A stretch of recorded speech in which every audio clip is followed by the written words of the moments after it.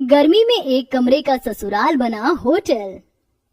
अरे मोरी मैया, कितनी गर्मी हो रही है। गर्मी से हाल बुरा हो चुका है। बहू जल्दी आजा, मैं तो शादी की तैयारी से ही थक चुकी हूँ। भगवान का शुक्र है कि ये शादी निपट गई। वो तो है माँ जी। ये कहकर रचना कलश के चावल गिराकर घर के अंदर आती है। अरे अंतरा, अब तो तेरी बहू आ गई। अब तो तेरी बहू के हाथ से खाना खा पी कर जाएंगे। अरे जरा हम भी तो देखे बहू कितना अच्छा खाना बनाती है।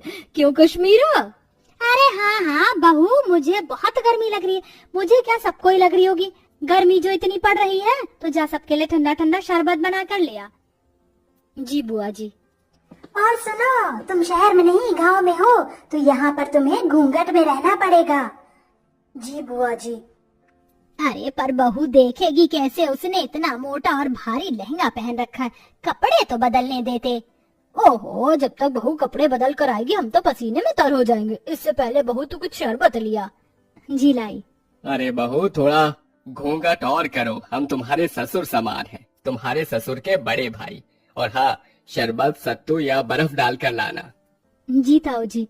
माँ जी, रसोई कहाँ है? अरे बहू, तुझे रसोई ढूंढने में कोई परेशानी कैसे हो सकती है? वो देख, तेरा ससुराल एक कमरे का है, इस एक कमरे के कोने में हमारी रसोई। वो देख, जा जाकर शरबत बना दे, सभी मेहमान इंतजार कर रहे हैं। इसका मतलब हमारे सारे रिश्तेदार यहीं रहेंगे, इस एक कमरे के ससुराल में? और कहाँ जाएंगे बहू? यहाँ पूरे में बिस्तर बिछा देंगे, सब यहीं लेट जाएंगे। हे भगवान, इतनी गर्मी में सारे लोग एक ही कमरे में कैसे रहेंगे? ऊपर से रसोई भी यहीं है, सारी गर्मी इधर ही आ जाएगी। ऊपर से मुझे ना कपड़े चेंज करने दे रहे, ना घूंघट हटाने दे रहे। मैं तो ऐसी गर्मी में पागल हो जाऊंगी। ये कैसी जगह शादी हो गई है मेरी। इतना कहकर दिल पर पत्थर रखकर उस एक कोने की रसोई में रचना बड़ी मुश्किल से घूंघट में शरबत बनाती है और एक एक करके सभी मेहमानों को शरबत देती है। अरे बहू, इतना सा ही शरबत बनाया था क्या? अरे जरा अपने घर के लोगों को तो देखो, सारे मेहमान हैं। जाओ और शरबत बनाकर लेकर आओ। जी अभी लाई। अरे अंतरा मामी, भूख भी लग रही है। अपनी बहू से कह दो कि थोड़ा कुछ खाने पीने को भी ले आए, सारे मेहमान भूखे बैठे हैं। हाँ विनोद बेटा, मैं अभी खाना बनवा देती हूँ, या बहू खाना भी बना ले। मुझे इतनी गर्मी लग रही है, ऐसा लहंगा पहनकर मैं खाना कैसे बना पाऊंगी? और यहाँ तो कोई कमरा भी नहीं है जहाँ मैं चेंज कर पाऊँ। इसीलिए तुझे मना कर रही हूँ, अभी सबको खाना दे दे, शांत होकर बैठ जाएंगे, तो तू अपने बाकी के काम निपटा लेना। जी माँ जी। बड़ी मुश्किल से रचना खाना बनाने के लिए लहंगे में बैठ पाती है। पूरी सब्जी बनाते बनाते उसे पसीने आने लगते हैं। हे भगवान, मैं तो थक गई। पता नहीं कैसे लोग हैं जो इस एक कमरे के ससुराल को समझ रखा है। और नहीं, बहू इन्हें नौकरानी लग रही है। आते ही नहीं बहू से कोई काम करवाता है क्या? अरे बहू, मेरे भतीजे का भूख से हाल बेहाल हो रहा है, जरा जल्दी खाना बना। बस माँ जी, पूरी प्लेट में लगा रही हूँ। मुझे क्या रोबोट समझ रखा है? एक तो इतनी गर्मी लग रही है, पंखे की भी हवा नहीं आ रही इस कोने में। रचना प्लेट लगाकर सबको खाना देती है। खत्म हो जाने पर बैठने आती है कि लहंगे की वजह से उसका पैर फिसल जाता है और माधव उसे संभाल लेता है। रचना, तुम ठीक तो हो ना? आप तो रहने दीजिए, आपको मेरी कोई फिक्र नहीं है। अगर फिक्र होती तो पूछते कि इतने लंबे से घूंघट में, भारी से लहंगे में मैं कैसे बार बार सबको खाना परोस रही हूँ। ये मैं ही जानती हूँ। आपको क्या है, अपना सहरा शेरवानी उतार कर बैठ गए हैं 4 जनों में की करने। अरे रचना, ऐसी कोई बात नहीं है, मैं माँ से बात करता हूँ। अरे बेटा, यहाँ बहू के साथ क्या कर रहा है? हमारे साथ भी आजा, बैठ जा। और बहू, राजन विनोद की प्लेट खाली है, जाओ उन्हें सब्जी पूरी दे दे। जी जी अभी। और तुम तो छोड़ो मेरा हाथ। उस समय रचना अपने पति के पेट में एक कोहनी मारकर चली जाती है। आउच! क्या हुआ बेटा? कुछ नहीं ताऊ जी। फिर सबको खाना देने के बाद रचना थक जाती है और बैठे बैठे सो जाती है। उसे देख कश्मीरा जगाने जाती है तो माधव मना कर देता है। बुआ जी, उसे उठाइएगा मत, बेचारी गृह प्रवेश के बाद से ही सबको खाना दे रही है, एक पल के लिए भी बैठी नहीं है। और देखिए कितना पसीना आ रहा है, उसे लहंगा भी नहीं उतारने दिया आप सबने, थोड़ा तो रहम कीजिए। ओहो, देख रही है, तेरा बेटा अभी से ही बहू के पक्ष में हो गया। चलो अच्छी बात है, हम कौन से तुम्हारी पत्नी को परेशान कर रहे हैं, सोने दो। माधव पास के बिस्तर पर उसे सुला देता है और एक पर्दा डाल देता है। जिससे सारे बड़े बुजुर्ग रिश्तेदार उसे ना देखें। ऐसे ही शाम हो जाती है। रचना अपने कपड़े बदलकर आराम से बैठी थी कि मौसिया सास सुधा उसके पास आती है। अरे बहू, तुझे कितनी बार बताऊं घूंघट करके रख, तेरे किसी भी सास ससुर ने देख लिया तुझे तो गजब हो जाएगा। नई बहू को पर्दे में ही रहना चाहिए, समझी? अब जा जाकर चाय बना। मैं चाय तो बना दूंगी, पर मैं तो पहले इस तरह बैठी हूँ ना, मुझे कोई भी नहीं देख सकता, तो थोड़ी देर घूंघट ऊपर कर लूंगी तो क्या हो जाएगा।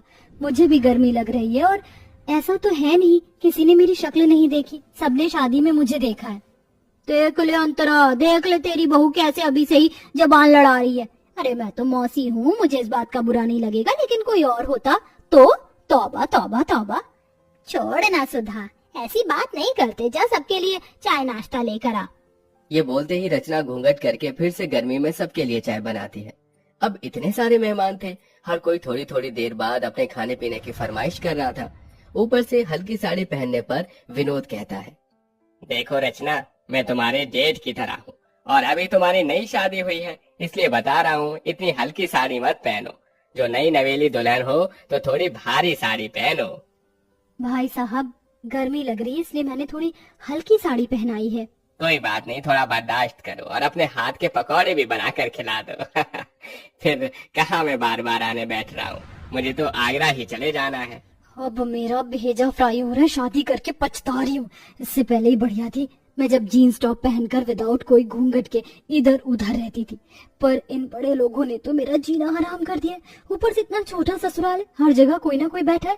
सच में कमरे के ससुराल को होटल समझ लिया है, जाने का नाम ही नहीं ले रहे। जब से आए बहू ये, जब से आए बहू वो। जी भाई साहब, लाइए अभी पकौड़े। इतना कहकर रचना फिर से चूल्हा जलाकर गर्मी में बैठकर पकौड़े बनाती है। उस चूल्हे का धुआं और गर्माई सीधे रचना के मुंह पर लग रही थी। बस अब मुझे और नहीं होगा, मैं पागल हो जाऊंगी इस गर्मी में, थोड़ी देर बाहर चली जाती हूँ। पकौड़े उतार कर वो थोड़ा बाहर जाकर हवा लेते हैं। भले ही बाहर गर्मी सही, लेकिन उतनी भभक तो नहीं है जितना अंदर एक कमरे में। भगवान जाने कैसे आलसी जानवर की तरह सब एक साथ अंदर हैं, ये भी नहीं कि अपने घर चले जाएं। अरे सर, सुकून तो अपने घर पर ही होता है, लेकिन यहाँ के रिश्तेदार बड़े मक्खी की तरह हैं जो गुड़ से चिपक जाते हैं। एक काम करती हूँ, फ्रिज के ठंडे पानी से मुंह धोकर अंदर चली जाती हूँ, वरना सब बोलेंगे। फिर रचना ठंडे पानी से मुंह धोकर फिर सबके काम करने लगती है। ऐसे ही 4 दिन से हफ्ता और हफ्ते से 2 हफ्ते हो जाते हैं, लेकिन मेहमान जाने का नाम नहीं लेते। उन्होंने नई बहू को गर्मी में बिल्कुल काम करवाकर परेशान कर दिया था। ऐसे में रचना की हालत बहुत खराब हो जाती है, क्योंकि वो बेचारी खुद भी खा पी नहीं पाती है। पति से अपनी परेशानी बताती है, लेकिन वो नजरअंदाज कर देता है। बहू एक दिन गर्मी में कपड़े सुखाते सुखाते बेहोश हो जाती है। माधव फौरन डॉक्टर को घर पर बुलाता है, तो डॉक्टर बताता है, देखिए गर्मी में इनकी हालत बहुत डाउन हो चुकी है। और इतनी मोटी साड़ी क्यों पहनी है आप लोगों ने? आप जून जुलाई की गर्मी से वाकिफ नहीं है क्या? और इतने सारे लोग क्यों हैं? यहाँ पर मरीज के पास ज्यादा लोग रहने से और घबराहट पैदा होती है। देखिए माधव जी, हो सके तो थोड़ा रेस्ट करने वाला एनवायरनमेंट प्रोवाइड करवा दो तो बेहतर होगा। जी डॉक्टर। ये सब इसी वजह से हो रहा होगा।